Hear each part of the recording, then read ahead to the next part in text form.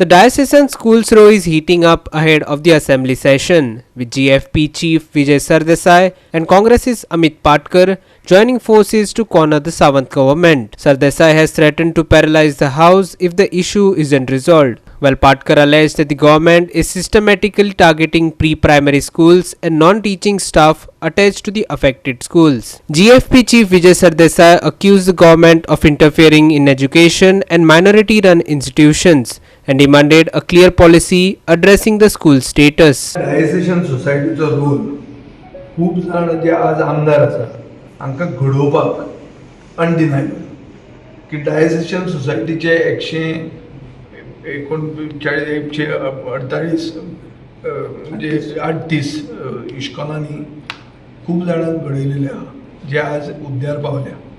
आतां उद्द्यार पावतकर तांकां सांगप की तुमचो लोकल प्रेसिडेंट हाड एक टॅक्निकल इश्यू काडप हें तांकां सतवणूक.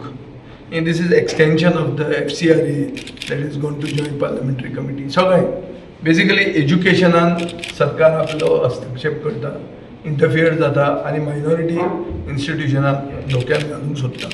हें क्लियर सादें in short it is this. We will take up the issue of not only these employees but the entire education scenario by which an organized system of education for which diocesan society was a pioneer is today sought to be harassed.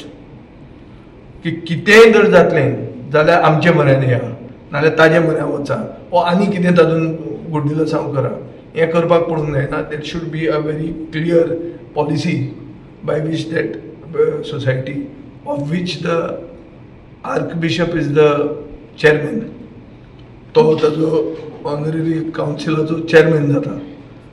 ताका you have to recognize this. Or government should very clearly tell us what they got in mind. की diocesan society जे 138 schools चलयता ताका तुमी हातून दवरला in the line of fire आनी उरिल्ले सगळे हे आमदार आहात BJPतले ते कितें करतात तांचो स्टँड कितें आहा हें तुका सांगता. We will paralyse the assembly on this issue if the government does not come for with a solution. Government should be ready for a disruption on this issue alone. Adding to the pressure, former GPCC President Amit Patkar claimed that nearly 400 employees linked to the 138 institutions are impacted. He said the matter has dragged on despite repeated assurances given in the assembly.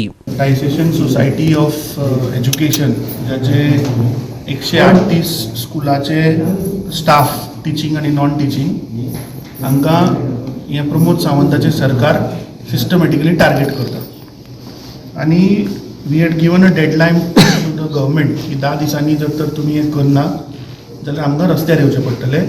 Because out of 138 school जवळ जवळ 400 teaching non teaching staff हांगा effect जाता. आतां contempt पिटिशनूय तांणी file केला आज 25 तारीख. So I think today the hearing state गव्हर्मेंटान ते चॅलेंज केला in Supreme Court. Stay grant जाल्ली ना. That day I had said that will raise this issue inside outside wherever possible. Last year monsoon सेशनाक विजय सरदेसायान pre primary 28 जुलय 2025 ताणें pre primary टिचरांचो मुद्दो काडिल्लो, एक प्रश्न घातिल्लो आनी मुख्यमंत्र्यान on the floor of the हावस सांगिल्लें आपूण करता म्हणून. आज 1 वर्स मायज जालें ते सुद्दां तो प्रश्न मिटयना. So we have come here today, we have explained him आनी आमकां खात्री आसा की तो विशय हो असेंब्लीन मांडटलो आनी हे 400 टीचिंग नॉन टीचिंग स्टाफ जे आसा तांकां न्याय मेळोवन दितलो. Ramesh Naik Raut, Manish Parab and Omkar Deshprabhu for Goa 365.